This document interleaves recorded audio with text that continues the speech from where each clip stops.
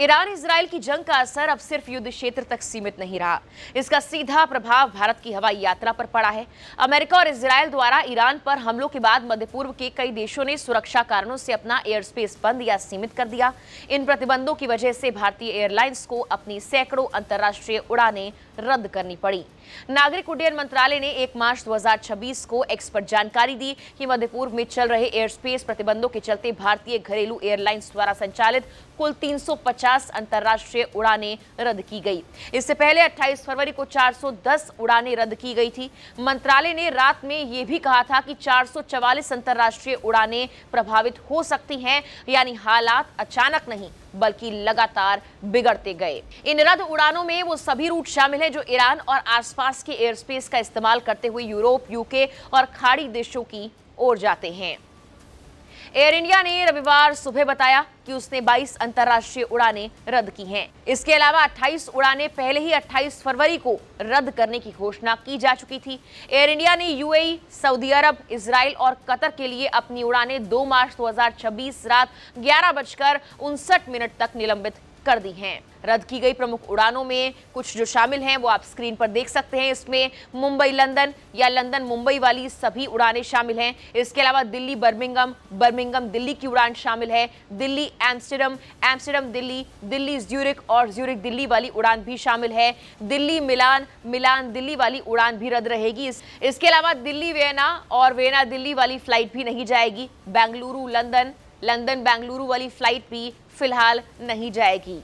तमाम और ऐसी फ्लाइट्स के नाम हमने आपको स्क्रीन पर दिखाए हैं और ये फ्लाइट्स अभी रद्द रहेंगी। इसके अलावा 2 मार्च को अमृतसर बर्मिंघम वाली फ्लाइट भी नहीं जाएगी। इसके साथ ही और कई ऐसी फ्लाइट्स हैं जिनके रद्द होने की आशंका भी जाहिर की जा रही है। स्पाइसजेट ने यूएई से आने जाने वाली 33 उड़ानें रद्द की हैं। एयर इंडिया एक्सप्रेस ने Bahrain, Kuwait, Oman, Qatar, Saudi Arab और संयुक्त अरब अमीरात के लिए उड़ानों का निलंबन 2 मार्च 2026 रात 11:59 तक बढ़ाया। इंडिगो ने भी मध्य पूर्व एयर स्पेस से गुजरने वाली चुनिंदा अंतर्राष्ट्रीय उड़ानों का अस्थायी निलंबन 2 मार्च तक बढ़ा दिया है। अब एयरपोर्ट की स्थिति को भी समझिए। इंदिरा गांधी इंटरनेशनल एयरपोर्ट पर कम से कम 100 अंतर्राष्ट्रीय उड़ानें रद्द हुई, 60 डिपार्चर और 40 arrival. Delhi international airport limited ने एक्स पर पोस्ट कर कहा कि पश्चिम की ओर जाने वाली उड़ानों में व्यवधान या शेड्यूल बदलाव हो सकता है। वहीं छत्रपति शिवाजी महाराज इंटरनेशनल एयरपोर्ट पर रविवार दोपहर 2:30 बजे तक कुल 125 उड़ानें रद्द हुई और 67 प्रस्थान और 58 आगमन। पार्किंग स्पेस की कमी के चलते मुंबई एयरपोर्ट प्रशासन ने शनिवार रात 9 बजे से 1 मार्च सुबह 8 बजे तक डायवर्टेड उड़ानें स्वीकार नहीं करने के लिए नोटिस जारी किया। श्री गुरु रामदास जी इंटरनेशनल एयरपोर्ट पर भी 10 उड़ानें रद्द हुई। इनमें 2 कतर एयरवेज की उड़ानें दोहा अमृतसर और अमृतसर दोहा, एयर इंडिया एक्सप्रेस की दुबई अमृतसर, अमृतसर शारजहां, शारजहां अमृतसर और अमृतसर दुबई उड़ानें, स्पाइसजेट की दुबई अमृतसर और अमृतसर दुबई उड़ानें और इंडिगो की शारजहां अमृतसर और अमृतसर शारजहां उड़ानें शामिल थीं।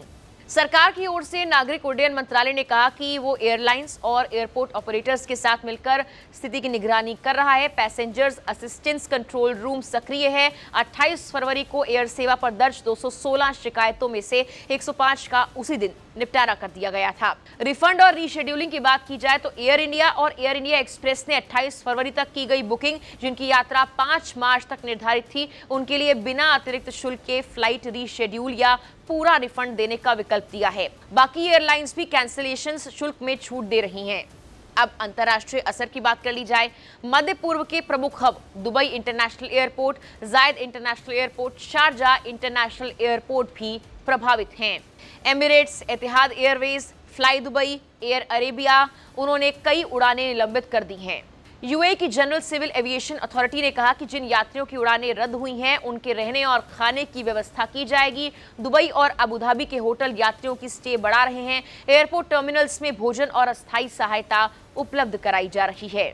अगर आप इनमें से किसी उड़ान से यात्रा करने वाले थे तो सबसे पहले अपनी एयरलाइंस की आधिकारिक वेबसाइट या कस्टमर केयर से कांटेक्ट जरूर करें। बिना एयरलाइन द्वारा रद्द किए गए खुद टिकट कैंसिल ना करें। एयरपोर्ट जाने से पहले फ्लाइट स्टेटस जरूर जांच लें और अपनी संपर्क जानकारी अपडेट रखें। हालात अब बदल रहे हैं। एयर स्पेस कब खुलेगा ये पूरी तरह सैन्य तनाव कम होने पर निर्भर करेगा। तब तक यात्रियों को आधिकारिक अपडेट पर नजर रखने और संयम बनाए रखने की सलाह दी जा रही है। फिलहाल के लिए इस वीडियो में इतना ही।